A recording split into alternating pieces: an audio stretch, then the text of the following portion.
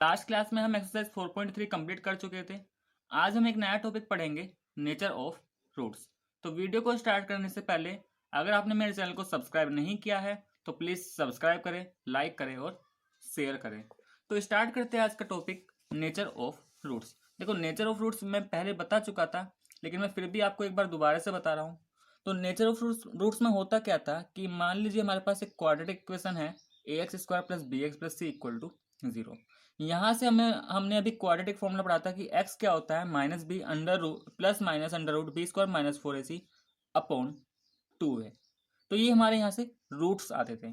अब nature of roots में हम क्या करेंगे कि हम ये पता लगाएंगे कि विदाउट x की वैल्यू को कैलकुलेट किए हुए हम ये पता करने की कोशिश करते हैं कि जो इसके रूट्स आने वाले हैं वो रियल है या फिर रियल नहीं है। ठीक है, तो देखो नेचर ऑफ रूट्स, ये जो हमारी वैल्यू है b² - 4ac, इसको हम बोलते हैं डी। और डी को हम क्या बोलते हैं, डी का मतलब होता है यहाँ पे डिस्क्रिमिनेंट।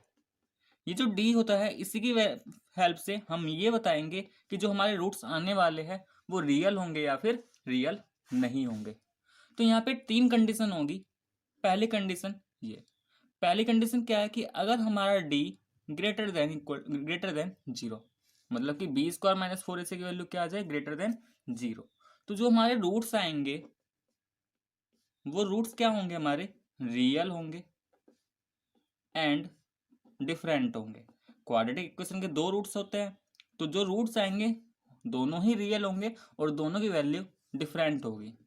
सेकंड केस इसमें बनता है कि अगर डी की वैल्यू हमारी 0 हो जाए, मतलब b² - 4ac क्या हो जाए, 0, तो उस केस में क्या होगा कि रूट्स तो हमारे रियल होंगे, कि जो 2 रूट्स आने वाले हैं वो रियल रूट्स होंगे, लेकिन दोनों ही रूट्स क्या होंगे, इक्वल होंगे, बराबर होंगे। एंड थर्ड कंडीशन क्या आती है इसमें, थर्ड केस, कि अगर डी हमारा लेस देन 0 हो जाए, मतलब नेगेटिव हो जाए, तो उस केस में हमारे कोई भी रियल रूट्स एग्जिस्ट नहीं करेंगे। देखो, रूट्स एग्जिस्ट करेंगे लेकिन जो रूट्स होंगे वो हमारे इमेजनरी होंगे।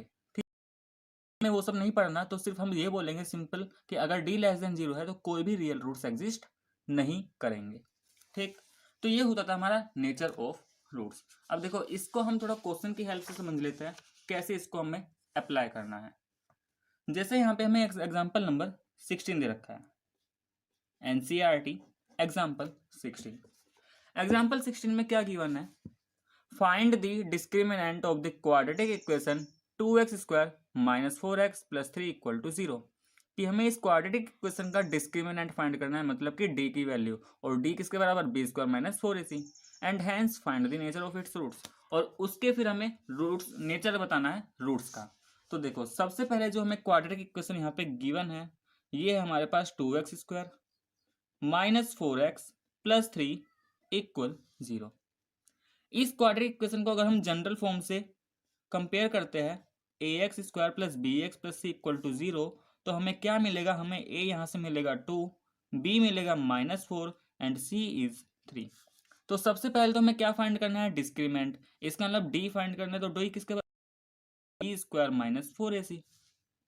b की वैल्यू पुट करेंगे, -4 का स्क्वायर, -4, a कितना है 2 एंड c कितना है 2 3, तो ये आ जाएगा -4 का स्क्वायर 16, -4 2 ज़ा 8 एंड 8 3 ज़ा 24। तो देखो यहाँ से जो d आया हमारा कितना आएगा, 16 - 24 माइनस का 8। और ये जो -8 है ये क्या है, less than 0। -8 is less than 0। इसका मतलब जो हमारा यहाँ पे डी है, देखो डी की वैल्यू तो यहाँ से -8 आ गई, ये तो हमारा डिस्क्रिमिनेंट आ गया। लेकिन अब आगे हमें क्या फाइंड करना है, इसका नेचर। तो नेचर के लिए हम क्या करते थे, डी की वैल्यू देखते थे कि वो ग्रेटर देन 0 है, लेस देन 0 है। तो ये जो डी आया ये लेस देन 0, इसका मतलब अगर डी लेस देन 0 तो देयरफॉर इसके जो रूट्स होंगे रियल रूट्स नहीं होंगे। आप फाइंड करके देख सकते हो, इसके हमें रियल रूट्स मिलेंगे ही नहीं। ठीक है, क्योंकि अगर आप इसको क्वाड्रेटिक फॉर्मूला से फाइंड भी करोगे तो होगा क्या, जब आप इसमें अप्लाई करोगे फॉर्मूला, क्वाड्रेटिक फॉर्मूला, तो रूट के अंदर एक नेगेटिव नंबर आ जाएगा, और नेगेटिव है। ठीक, तो इसलिए इसके जो रूट्स आएंगे क्या आएंगे, रियल नहीं होंगे। तो बस हमें इसमें यही बताना है, नेचर ऑफ रूट्स यही होता है कि किस टाइप के रूट उसके आने वाले हैं, हमें सिर्फ ये बताना होता है, रूट्स की वैल्यू नहीं बतानी होती। तो ये था हमारा एग्जाम्पल नंबर 16। एक और एग्जाम्पल लेके चलते हैं, एनसीईआरटी एग्जाम्पल नंबर 18। ये हमारा एनसीईआरटी एग्जाम्पल नंबर 18। देखो एग्जाम्पल 18 में बोल रहा है find the discriminant of the equation. हमें एक इक्वेशन गिवन है 3x² minus 2x plus 1/3 equal 0। हमें इसका डिस्क्रिमिनेंट फाइंड करना है and finds the nature of its roots, और इसका नेचर फाइंड करना है रूट्स का। और अगर रूट्स हमारे रियल हैं फिर क्या बोल रहा है, if they are real find them, कि अगर तो उनको फाइंड करो। तो सबसे पहले हमें क्या निकालना है यहाँ पे, डिस्क्रिमिनेंट। तो डिस्क्रिमिनेंट को निकालने से पहले सबसे पहले तो हम निकालेंगे ए बी सी। तो यहाँ पे ए कितना है 3 है, बी कितना -2 एंड सी क्या है यहाँ पे 1/3। तो सबसे पहले तो हम फाइंड करेंगे डी की वैल्यू। डी हमारा क्या आएगा, तो D is b² -4ac। B की वैल्यू -2 का स्क्वायर -4, ए कितना है हमारा 3 एंड सी कितना है 1/3। 3 से 3 कैंसिल हो जाएगा, तो देखो कितना आएगा, ये -2 का स्क्वायर 4 एंड 4 - 4 इक्वल टू 0। इसका मतलब यहाँ से इस वाले केस में हमारा डी क्या आ गया है, डी आ गया हमारा 0। अब देखो डी की वैल्यू 0 आ गई। अब हमने अभी पढ़ा था कि अगर डी हमारा 0 है देन रूट्स क्या होंगे, रियल होंगे लेकिन इक्वल होंगे। ठीक है, if D equal to 0 then roots are and equal. अब देखो इसने यही बोला था क्वेश्चन में कि अगर रूट्स हमारे रियल है तो हमें वो फाइंड करने हैं। तो रियल में दो कंडीशन हो सकती है, रूट्स इक्वल भी हो सकते हैं, रूट्स नॉट इक्वल भी हो सकते हैं। तो हमें इससे मतलब नहीं है कि रूट्स इसके इक्वल आ रहे हैं अनइक्वल आ रहे हैं, सिर्फ रियल आने चाहिए। तो अगर रियल आ रहे हैं तो हमें फाइंड भी करना है। अब फाइंड करने के लिए हम क्या करते हैं, इसमें लगा देते हैं क्वाड्रेटिक फॉर्मूला। हमने पढ़ा है क्वाड्रेटिक फॉर्मूला क्या होता है, -b + √b² -4ac upon 2a। x equal minus B की वैल्यू कितनी है -2, ठीक, प्लस माइनस बी को रिप्लेस करेंगे -2² -4 × 3 × 1/3 डिवाइडेड बाय 2a, और a की जगह कितना 3। तो यहाँ से हमें क्या मिलेगा, इस 3 से तो 3 कट जाएगा, तो देखो होगा क्या, -2 ये प्लस का 2 बन जाएगा, प्लस माइनस -2 का स्क्वायर 4 -4 डिवाइडेड बाय 6। तो यहाँ से क्या मिलेगा, 2 + -0 एंड 0 का स्क्वायर रूट लेंगे तो 0 ही आएगा बाय 6। तो यहाँ से x की दो वैल्यूज मिलेंगी, 2 + 0 बाय 6 या फिर x इज 2 - 0 बाय 6। अगर मैं x को 2 + 0 करता हूँ तो 2 मिलेगा एंड 2 डिवाइडेड बाय 6, तो ये सिंपलेस्ट फॉर्म में करेंगे 1/3। देखो ये कितना आ जाएगा 2/6 और सिंपलेस्ट फॉर्म में क्या 1/3। ये भी किसके बराबर होगा 2/6 और सिंपलेस्ट फॉर्म में करेंगे तो क्या आएगा यहाँ से 1/3।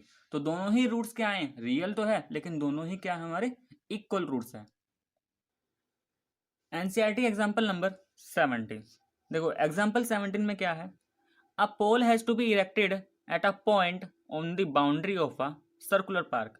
हमें एक सर्कुलर पार्क है और उस सर्कुलर पार्क की बाउंड्री पे हमें मतलब किसी भी पॉइंट पे बाउंड्री की हमें एक पोल वहां पे लगाना है। ठीक है, circular park of diameter 13 metre, और जो सर्कुलर पार्क का डायमीटर वो हमें दे रखा है 13 metre, in such a way that the difference of its distance from two diametrically opposite fixed gate A and B on the boundary is 7 metre. तो देखो बोल क्या रहा है कि हमारे पास एक सर्कुलर पार्क है। ठीक है, इस सर्कुलर पार्क पे हमने यहाँ पे दो गेट लिए हैं जो डायमेट्रिकली अपोजिट है। मान लेते हैं हमने एक ये गेट लिया है, एक गेट है ये बी। तो ये जो ए एंड बी है ये डायमेट्रिकली अपोजिट, मतलब कि अगर ये हमारा डायमीटर है तो ये डायमीटर के दोनों एंड पॉइंट है ए एंड बी, तो इसका मतलब ए बी हमारा एक डायमीटर है। ठीक है, अब बोल रहा है कि हमें इस बाउंड्री पे एक पॉइंट पे हमें एक पोल लगाना है। मान लीजिए ये जो पी है ये है पोजिशन ऑफ पोल, यहाँ हमें पोल लगाना है। ज्वाइन करेंगे पी ए को और पी बी को। अब आगे वो ये बोल रहा है कि जो हमारा जो पॉइंट हमने पॉइंट पी लिया, ठीक है, ये जो पोल है इस ए एंड बी से जो इनकी डिस्टेंस है P A and P B, उनमें 7 मीटर का डिफरेंस है। ठीक है, तो यहाँ पे लिखा है of its distance from two diametrically opposite fixed gate A and B on the boundary is 7 metre, कि इन दोनों डिस्टेंस में PA और PB में कितना डिफरेंस है, 7 मीटर का डिफरेंस है। आगे बोल रहा है टू डू सो। तो क्या ये पॉसिबल है, जो हम यहाँ पे ऐसा पोल लगा सकते हैं कि वो दोनों ही गेट से कितनी डिस्टेंस पे आ जाए, 7 मीटर पे, यानी कि इनका दोनों का डिफरेंस क्या आ जाए, 7 मीटर। तो क्या ये पॉसिबल है? तो पहला तो वो पूछ रहा है यही। और आगे लिखा है इफ यस, अगर पॉसिबल है, at what distance from the two gate should be pole be erected. तो अगर ये पॉसिबल है तो इस पोल को हम ए एंड बी से कितनी दूरी पर लगाएं। ठीक है, तो देखो सबसे पहले हम क्या करते हैं, ये जो डायमीटर है, अब ये भी तो हमारा डायमीटर बना, ये डायमीटर तो हमें गिवन है 13 मीटर। मान लेते हैं ये जो हमारा एपी है ये एक्स मीटर है। ठीक है, तो ये जो बीपी होगा ये क्या होगा, x+7, क्योंकि दोनों का डिफरेंस क्या है, 7 मीटर।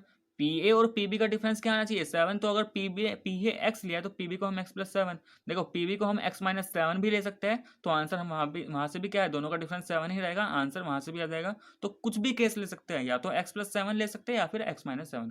सपोज करो यहाँ पे हमने x+7 ले लिया है, तो है क्या यहाँ पे ए एंड बी, ये जो ए एंड बी है ये क्या है, are the position of gate, ये तो हमारे गेट रिप्रेजेंट कर रहे हैं। ठीक है, P is the position of pole, और ये जो P है ये क्या है, हमारी पोजिशन ऑफ पोल। लेट कर लेते हैं, let P A is x metre and P B is x+7 metre. अब देखो इस ट्राइंगल पीएबी में हमारे तीनों साइड्स तो पता है, एक 13, दूसरा x और एक x+7। क्या इन तीनों साइड्स में कुछ रिलेशन हो सकता है? अब देखो ये जो सर्कल है, इस सर्कल का ये भी डायमीटर, और ये जो एंगल ए पी बी आ रहा है, तो अगर ये ए बी डायमीटर तो ये ए बी पी, ये तो हमारा एक सेमी सर्कल बनेगा। और सेमी सर्कल के अंदर अंदर जो एंगल बनता है वो क्या होता है, हमेशा 90 डिग्री। तो यहां से हम लिख सकते हैं because angle in semi circle is 90 degree. इसका मतलब जो एंगल ए पी बी है ये हमारा क्या हो जाएगा, 90 डिग्री। और जब ये 90 डिग्री हो जाएगा तो ये तो राइट ट्रायंगल बन जाएगा। तो in right triangle A P B, ये तो हमारा राइट ट्रायंगल बन गया। और राइट ट्रायंगल में हम तीनों साइड्स के बीच में क्या रिलेशन होता है, पाइथागोरस थ्योरम, जो तीनों साइड्स को रिलेट करती है। तो by using Pythagoras theorem, by using Pythagoras theorem, तो पाइथागोरस थ्योरम क्या होता थी कि हाइपोटेनस का स्क्वायर जो होगा वो बाकी दोनों साइड्स के स्क्वायर के सम के बराबर। तो यहां से हम लिख सकते हैं A B square is equal to A P square plus B P square. ठीक, ए बी कितना दे रखा है, 13 का स्क्वायर, ए पी क्या है, x square, and B P क्या है, x+7 का स्क्वायर।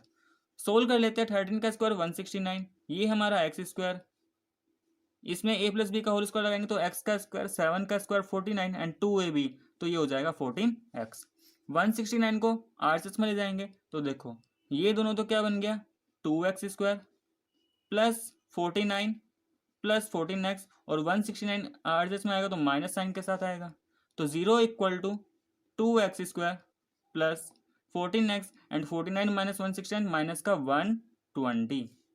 ठीक है, इसको हम लिख सकते हैं 2x square plus 14x minus 120 equal to 0। यहाँ से 2 कॉमन आ जाएगा तीनों ही टर्म में से, तो ये बनेगा x square plus 7x minus 60 equal to 0। और यहाँ से क्या आ जाएगा हमारा, x square plus 7x minus 60 equal 0। अब यहाँ से फाइंड करना है हमें x। तो देखो ये तो हमारा एक क्वाड्रेटिक इक्वेशन है, हम सिंप्लीफाई करना चाहे फैक्टराइजेशन मेथड से। तो सबसे पहले फैक्टराइजेशन के लिए जो हमारा फर्स्ट टर्म है और थर्ड टर्म वो तो एज इट इज रहेगा। इस मिडिल टर्म को हमें दो पार्ट में ब्रेक करना है, तो उसके लिए सबसे पहले हम निकालेंगे प्रोडक्ट। प्रोडक्ट किसका, एक्स स्क्वायर का कोफिशिएंट एंड कांस्टेंट टर्म। तो प्रोडक्ट क्या आएगा हमारा, माइनस का 60। माइनस का मतलब ये हुआ कि 60 के हमें ऐसे फैक्टर करने हैं जिनका डिफरेंस 7 आ जाए। तो देखो 12 इंटू 5, तो 12 को और 5 का डिफरेंस लेंगे तो 7 आएगा। अब यहाँ पे हमें 7x चाहिए, तो हम क्या लिखेंगे, 12x माइनस 5x। पहली दो टर्म में से x कॉमन, एक्स प्लस 12, बाद की दो टर्म में से -5 कॉमन, क्या बचेगा यहाँ से एक्स प्लस 12 इक्वल टू 0। इसका मतलब या तो हमारा एक्स प्लस 12 या फिर यहाँ से एक्स माइनस 5, तो ये दो फैक्टर आ गए। तो देर पॉसिबिलिटी क्या है यहाँ पे, या तो एक्स प्लस 12 0 हो जाएगा या फिर एक्स माइनस 5 0 होगा। अगर एक्स प्लस 12 0 तो एक्स की वैल्यू कितनी, -12, और अगर एक्स माइनस 5 0 तो यहाँ से एक्स कितना, 5। देखो ये जो x है ये क्या रिप्रेजेंट कर रहा है, ये x इस पोल की डिस्टेंस शो कर रहा है, कहाँ से, गेट ए से। तो ये जो डिस्टेंस है x ये नेगेटिव तो हो नहीं सकती, इसका मतलब -12 तो पॉसिबल नहीं है, तो पॉसिबल क्या है 5। तो अगर हमारा x 5 है तो दूसरी डिस्टेंस क्या थी x प्लस 7, तो ये कितना आएगा 5 प्लस 7 इक्वल टू 12। तो यहां से हम क्या लिखेंगे, पोल P is at a distance of 5 meter from gate A, gate A से 5 मीटर के डिस्टेंस पे, and distance 7 metre, distance 12 metre from gate B। तो गेट B से 12 मीटर के डिस्टेंस पे होगा एंड गेट A से कितने मीटर के डिस्टेंस पे होगा, 7 मीटर, सॉरी 5 मीटर की डिस्टेंस पर होगा। स्टूडेंट्स यहाँ पर थोड़ी सी गलती हो गई है, देखो गलती ये हो गई है कि जो ये हमने इक्वेशन बनाई थी, ठीक है, हमें ये शो करना था सबसे पहले, इसने बोला था कि क्या ये सिचुएशन जो उसने दी है ये हमारी पॉसिबल है या नहीं, ठीक है, और उसने कहा कि अगर ये पॉसिबल है तो उसकी डिस्टेंस निकालो। तो हमने क्या किया, यहाँ पे सीधे सीधे रूट्स फाइंड कर लिए हैं। तो सबसे पहले ये जो क्वाड्रेटिक इक्वेशन आई है हमें ये चेक करना है इसके रूट्स कैसे है। तो क्वाड्रेटिक इक्वेशन को बनाकर सबसे पहले रूट्स निकालने से पहले हम ये चेक करेंगे इसके रूट्स कैसे आने वाले हैं, रियल या फिर नॉट रियल। तो इसके लिए हम क्या करेंगे, तो a इक्वल टू 1 हो जाएगा, b equal to 7 and c कितना -16। और रूट्स का नेचर कैसे पता चलेगा, d की वैल्यू से, और d क्या होता है b स्क्वायर -4ac। तो देखो ये क्या हो जाएगा 7 का स्क्वायर -4 इंटू a इंटू -16, तो ये हो जाएगा 49 माइनस माइनस प्लस 4 6 24। तो यहाँ से डी क्या आएगा 289, तो डी कितना आया 289, ग्रेटर देन 0, और ग्रेटर देन 0 इसका मतलब रूट्स क्या होंगे, रूट्स हमारे रियल होंगे। सिर्फ हमें यही देखना होता है कि इसके रूट्स रियल है या नहीं। अब रियल में चाहे वो अनइक्वल हो जाए या फिर नॉट इक्वल। तो ये वैल्यू शो निकालने से पहले रूट्स की सबसे पहले हमें यहाँ पे ये शो करना है डी। तो डी अगर हमारा ग्रेटर देन 0 मतलब रूट्स अगर हमारे रियल आ गए, इसका मतलब जो यहाँ पे गिवन कंडीशन है, गिवन सिचुएशन है वो पॉसिबल है। बस ये पार्ट हमें, ये जो हमने किया है ये पार्ट हमें इससे पहले कर देना है, जो हमने ये सॉल्यूशन किया है बाद में, ठीक है। तो स्टूडेंट्स आपको मेरा वीडियो कैसा लगा प्लीज़ लाइक करके कमेंट करके ज़रूर बताना।